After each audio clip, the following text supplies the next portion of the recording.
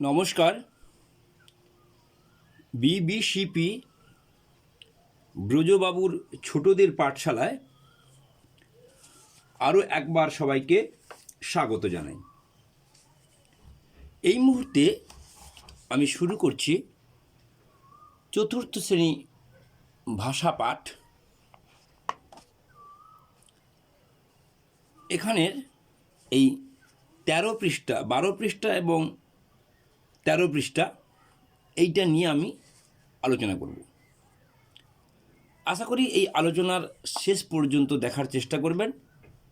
আপনারা এই আলোচনা থেকে অনেক রকমের সহপাঠক্রমিক তথ্য পাবেন, তাই দয়া করে ভিডিওটি শেষ পর্যন্ত দেখবেন।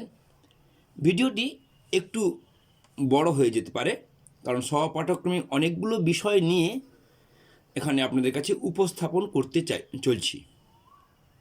আসুন মূল বিষয় শুরু করা যাক। আমরা যদি এখান থেকে শুরু করি, বর্গ। বর্গ বলতে আমরা এর আগে এই কথাটার সাথে কিভাবে কোথায় পরিচিত হয়েছি না, শিশু শ্রেণীতে মজারু নামে যে বইটা, সেখানে কিন্তু বর্গক্ষেত্র হিসেবে আমরা দেখেছি, কিন্তু বর্গক্ষেত্র বলে ওদেরকে শেখায়নি। কিন্তু এই 4টি বাহু সমান এরকম একটা ছবি আমরা দেখেছি, এর সাথে পরিচয় হয়েছে।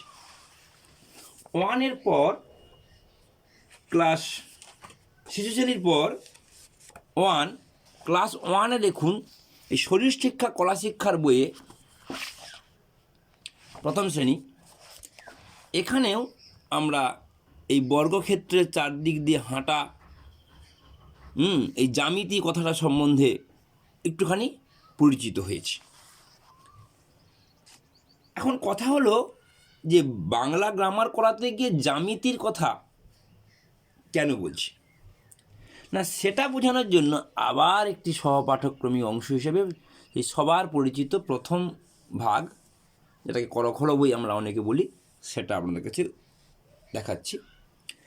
এই দেখুন, এই ক, চ, ট, ত, প এই অক্ষরগুলো এমনভাবে লেখা থাকে সাধারণত ঠিক একটা বর্গক্ষেত্রের মধ্যে আছে।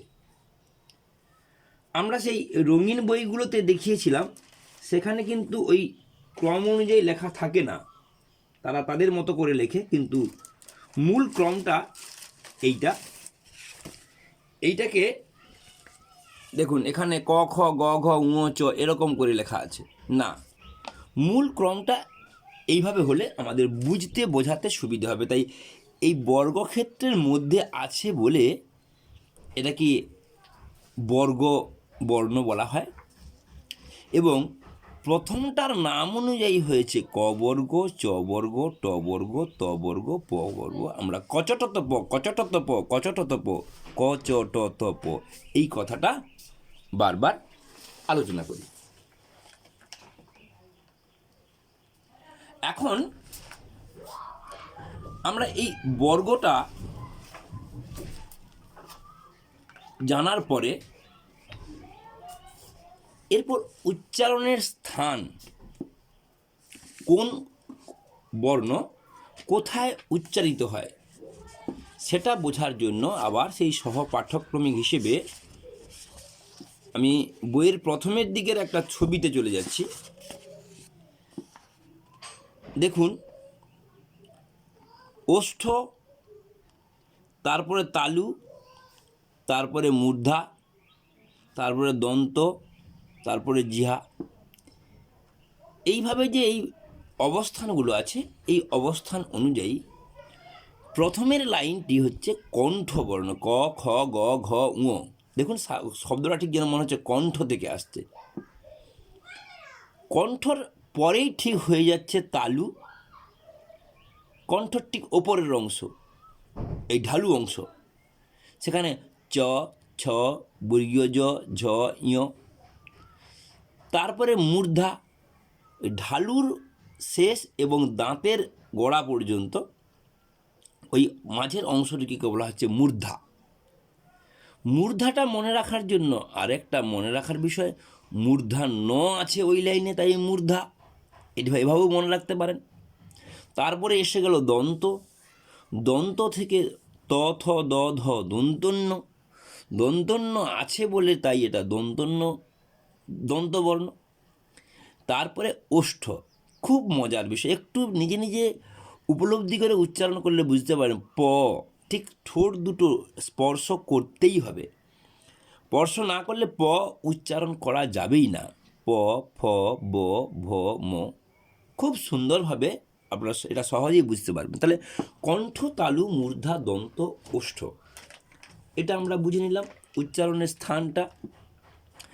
এটা না বুঝলে আমরা যখন মূল্যায়নের সময় বলবে যে টটা কোন বর্ণ, টটা কোনখানে উচ্চারিত হয়, দটা কোনখানে উচ্চারিত হয়, তাই আমরা একটু পিছিয়ে গেলে এই প্রশ্নের উত্তর দিতে পারবো যে তয়ের লাইনে আছে ত থ দ ধ দন্তন্য, তাহলে দন্তবর্ণ, দন্তন্য আছে দন্তবর্ণ, তাহলে এটা উচ্চারণের স্থান দন্ত।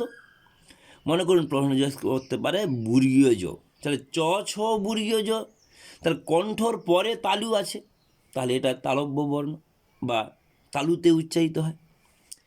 এর পরেও যদি মনে না থাকে এই কণ্ঠ, তালু, মূর্ধা, দন্ত, ওষ্ঠ, এই ক্রমটা যদি মনে না থাকে, তার সহ পাঠ্যক্রমিক হিসাবে আমি আরেকটি কথা আপনাদের সামনে পরিবেশন করছি।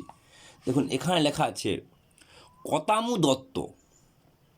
অ্যাকচুয়ালি এখানে ও আছে, ও দিয়ে কিছু আসছে না, তাই তয়তটা মানে মাথায় মাত্রা দিয়ে দিয়েছি।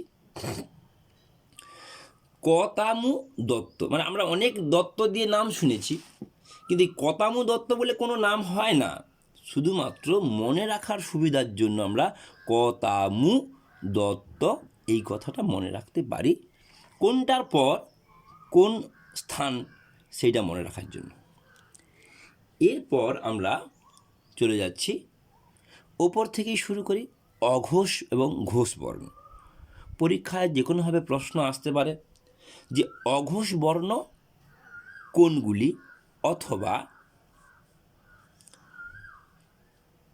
ছ ঘোষ বর্ণ না অঘোষ বর্ণ, থ ঘোষ বর্ণ না অঘোষ বর্ণ। সেক্ষেত্রে মনে রাখার সুবিধার জন্য প্রথম দুটি লাইন অঘোষ বর্ণ, তারপরের দুটি লাইন ঘোষ বর্ণ, এটা আপনারা মনে রাখতে পারেন, বা এখানে 1 2 করে মনে রাখতে পারেন। 1 2 3 4, 1 2 লাইন হচ্ছে অঘোষ বর্ণ এবং 3 4 লাইন হচ্ছে ঘোষ বর্ণ, এটা একটা মনে রাখার উপায়। আরেকটা মনে রাখার সহজ উপায় কি, আমরা প্রথম ভাগে অ আ শেখার সময় অঘোষ অ দিয়ে শুরু, আর ক খয়ের মধ্যে ক দিয়ে শুরু, এই শুরুর কথাটা এরও প্রথম এরও ক প্রথম, তাই অঘোষ বর্ণটা হচ্ছে কয়ের লাইনের সঙ্গে যুক্ত, এরও প্রথম এরও প্রথম। ঘোষ বর্ণটা এখানে আসার আর মনে জড়িয়ে যাবে না জিনিসটা, তাই অঘোষ বর্ণ অ দিয়ে শুরু, আর অঘোষ বর্ণের কোন বর্ণগুলো শুরু হচ্ছে না ক দিয়ে, ক খ চ ছ ট ঠ।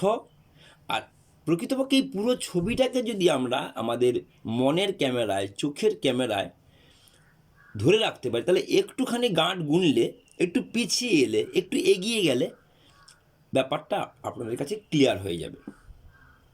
তাহলে অ দিয়ে শুরু, ক দিয়ে শুরু, এটা মনে রাখার সুবিধার জন্য বললাম। যেমন মনে রাখার সুবিধার জন্য আমি আরেকটা কথা বলি, যেমন ডিআর, DEAR, DEER, হরিণ ইংরেজি ডিআর, DEER, এইটা হচ্ছে ডিআর মানে হরিণ।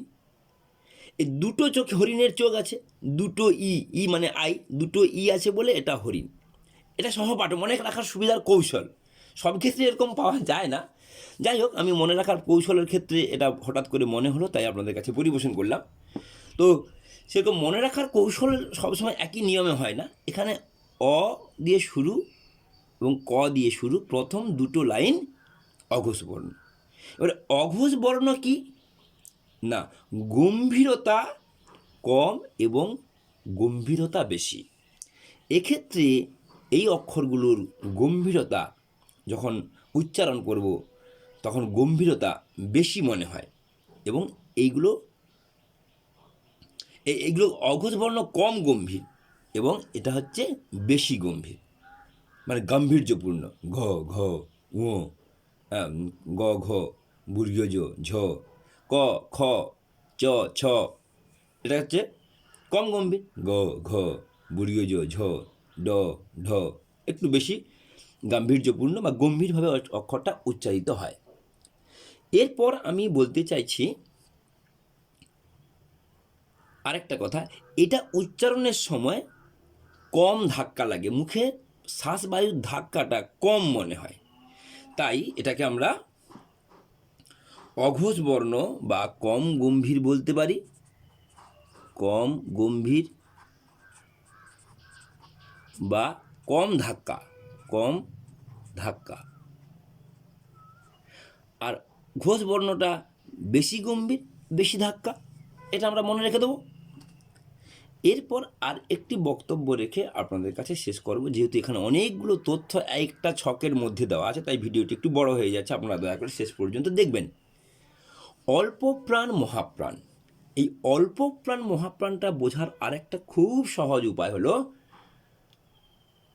ক খ, এটা বাংলায় উচ্চারণ দেখে বা বাংলায় অক্ষর দেখে বোঝা যাচ্ছে না যে কোনটা অল্প প্রাণ অর্থাৎ উচ্চারণ করতে কম সময় লাগে, কোনটা মহাপ্রাণ উচ্চারণ করতে বেশি সময় লাগে। সেক্ষেত্রে একটা সহজ কথা, কয়েকে, যদি ইংরেজিটা মনে করি ক্ষয়ে কে এইচ, তাহলে অটোমেটিক্যালি কয়েকে ইংরেজিটা একটা অক্ষর, তাই উচ্চারণ করতে কম সময় যাচ্ছে।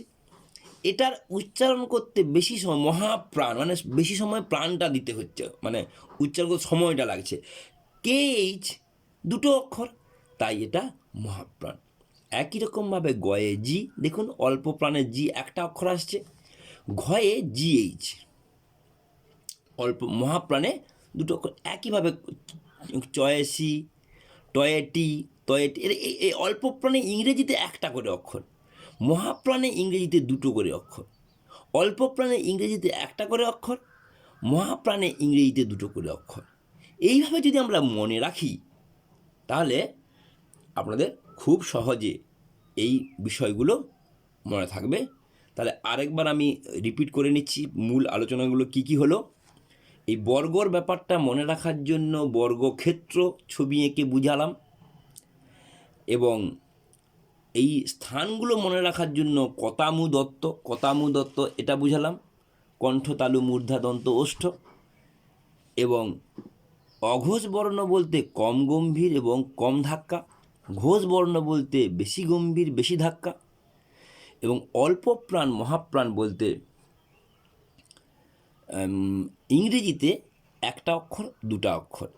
এই কিছু কথা মনে রাখলে আপনারা সহজেই, এই ছক থেকে কোনো প্রশ্ন আপনাকে কি জিজ্ঞেস করে আপনি সহজেই মনে রাখতে পারবেন, এবং একটু এগিয়ে পিছিয়ে জিনিসটাকে ভাবলে ছক অনুসারে যে সমস্ত তথ্যগুলো দিয়ে বললাম তাহলে সহজেই বুঝতে পারবেন। আজকের মতো রাখছি, নমস্কার, ধন্যবাদ, সবাই ভালো থাকবেন, মন দিয়ে পড়াশুনো করবেন।